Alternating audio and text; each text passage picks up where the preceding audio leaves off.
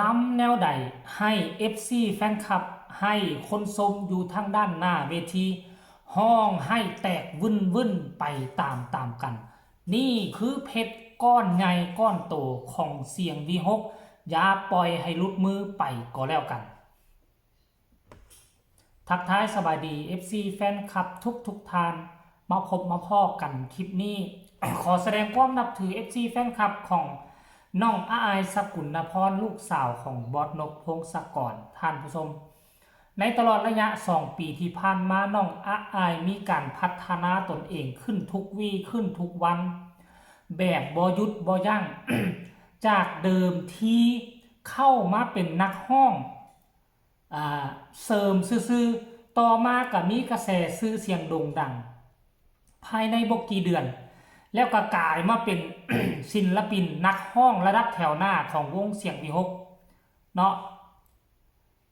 บาทนี่มาตกใส่ปีที่2ที่9เข้าปีที่3เปลี่ยนจากนักห้องมาเป็นหมอลำน้องก้าวมาเป็นหมอลำเกือบว่าจะเต็มโตไปแล้วที่ผ่านมาน่ะหาได้ยากคนห้องเพลงและคนจะให้ตามถ้าเพลงนั่นบ่สะอ่อนแท้ถ้าเพลงนั่นบ่โดนจิตโดนใจแท้แต่ว่าหมอลำถ้าผู้ใดลำเป็นลำก่อนที่มันกระทบจิตใจลำก่อนที่เกี่ยวข้องกับความโหยความหาการจากลา มีโอกาสที่จะเฮ็ดให้ผู้ชมทั้งด้านหน้าเวทีน้ำตาแตกวุ่นแล้วอยู่ในแวดวงการหมอลำบ่แม่นแต่เขาเอิ้นว่าจังไดบ่แม่นทุกคนที่จะลำละเฮ็ดให้ทุกคนห้องให้ไปตามกันได้ตามที่ค่อยจื้อได้คนหนึ่งที่ค่อยจำบ่ผิดคือแม่ติมอดีตสมาชิกวงสาวน้อยเพชรบ้านแพงลำยามใดคนให้แตกวุ่นหลังจากแม่ติมออกจากวงตัวนั้นไปก็บ่ค่อยเห็นผู้ใดขึ้นมาลำต่อแม่ติมง่ายไปอยู่วงใหม่ก็ไปลำวงใหม่เฮ็ดให้วงนั้นมีกระแสชื่อเสียงดังกันตืมและผู้ต่อมาที่ค่อยเห็นก็คือน้องอายสกุลพรเมื่อก่อนอยู่ในวงเสียงวีหกก็จะเป็นน่าจะเป็นแม่ปานดำกับแม่ประกายดาวเป็นคนลำก่อนนี่แล้วอายเป็นนักห้องอยู่ดีๆกลับข้ามมาลำน้องจะฝึกฝนรอหลอดออกมันหมดเลยทั้งห้องทั้งลำทั้งเป็นพระเอกทั้งเป็นตัวโกงทั้งเป็นตัวตลกทั้งที่เป็นหัวหน้าผู้บริหารในอนาคตน้องเฮียนหู้เอาไว้เมื่อทุกคนเลยแล้วคลิปที่ค่อยเห็นนี่เขาเจ้าโพสต์เมื่อ11 ชั่วโมงที่ผ่านมานั่นหมายความว่าต้องแม่นมือก่อนนี่เต้ยลามือก่อนนี่พ่อแม่รุ่นอายุ50-60 ปีดึงเสื้อมาปาดน้ำตาอายลำแนวใดอายเว้าแนวใดพ่อแม่ทั้งด้านหน้าเวทีจึงพากันห้องให้แตกวุ่นให้ทุกคนไปฟังคลิปนี้น้ำกันสากลแล้วจังมาพ่อกันในช่วงต่อไปชมคลิปนี้เลยของใบเตยย้อย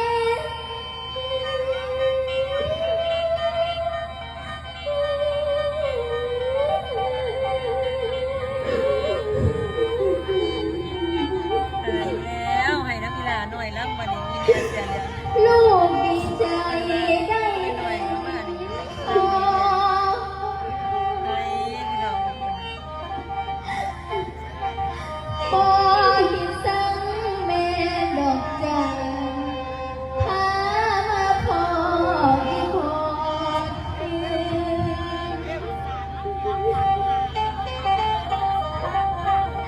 สิ่งใดลูกได้เบาหายดา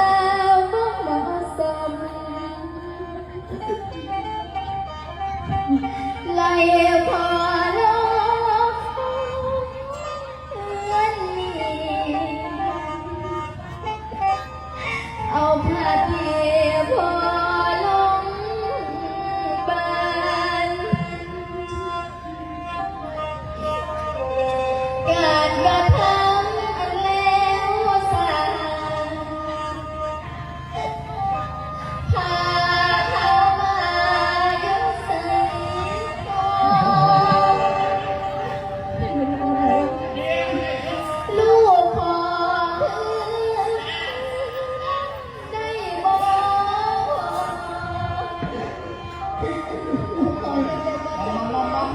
คิมให้ไม่สิอาคิม เอาไว้ก่อนยัง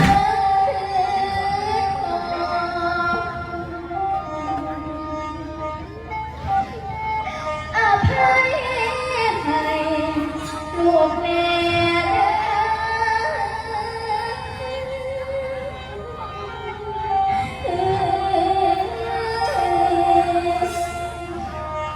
หลวงพ่อ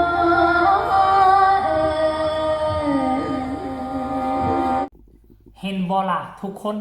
ตั้งแต่ค่อยเกิดมานี่นะบ่มีบ่กี่วงเนาะที่จะมีศิลปินเฮ็ดได้แบบนี้ล้ำแล้วคนอื่นห้องให้นำถ้าค่อยไปอยู่หน้าเวทีค่อยก็จะเสียน้ำตานำคือกันแหละเสียน้ำตาเพราะมันเสียใจได้มันคือเขาล้ำมาแล้วมันบางครั้งมันมาตรงกับชีวิตของพวกเฮานะมาตรงกับช่วงชีวิตขาลงมาตรงกับช่วงจิตตกมาตรงกับช่วงที่จิตใจมันท้อมันถอยต่อชีวิตเมื่อทางตันคนที่ไปส้มหมอลำนี่บ่แม่นว่าคนที่มีความสุขเมื่อทุกคนในบางคนก็มีความทุกข์ไปส้มเพื่อจะไปเอาบรรยากาศเพื่อจะไปเอากำลังใจเวลามาเจอก่อนหลอกก่อนลำแบบนี้ว้ายสัมผัสว่าเป็นเสียงสดใสของอาอายในวัย13 ปีมาเป็นแบบนี้ก็ถือว่าห่วยอาอายก็เป็นคนหนึ่งและมันบ่แม่นทรัพย์สมบัติของวงเสียงวิหกเป็นทรัพย์สมบัติของวงการหมอลำไปแล้วมันน้อยนักน้อยหนาที่ศิลปินอยู่ในวงหนึ่งนี่มีเป็น10เป็น20คนมีเพียงแต่คน1-2คนเท่านั้นที่จะได้สืบทอดก่อนลำแบบนี้ได้สืบทอดแล้วเห็นให้คนห้องให้ได้มันมีบ่จักกี่คนแต่ละวงน่ะบางวงยังบ่มีซ้ำอันผู้ที่ลำเป็นแบบนี้ล้ำแล้วให้เขาเจ้าให้นำน่ะท่านผู้ชม FC แฟนคลับค่อยจึงว่าอันนี้คือเม็ดเพชรเม็ดใหญ่ของวงเสียงวิหกถ้าเจ้ารักษาไว้บ่ดีเดี๋ยววงอื่นจะมาญาติไปน้องอยู่ในวัยกำลังที่สดใสวงอื่นได้ไปนี่ไปเป็นทุนสำรองบ่จำเป็นต้องลงทุนอย่างไรถ้าได้อายไปแต่ค่อยเชื่อว่าบอสนุคงจะตีกรอบก่อกำแพงรักษาเอาไว้บ่มีไผมาแตะต้องญาติไปได้แน่นอน 100% สำหรับคลิปนี้ก็ฝากฝังเอาไว้ซ้ำนี้ก็แล้วกันฝากกดไลค์กดแชร์กดติดตามผู้ใดได้ฟังผู้ใดได้เห็นคลิปนั้นแล้วมีความรู้สึกแนวใดคอมเมนต์มาก็แล้วกันแลกเปลี่ยนบทเรียนกันสำหรับคลิปนี้ลาทานผู้ชมไปก่อนสบายดี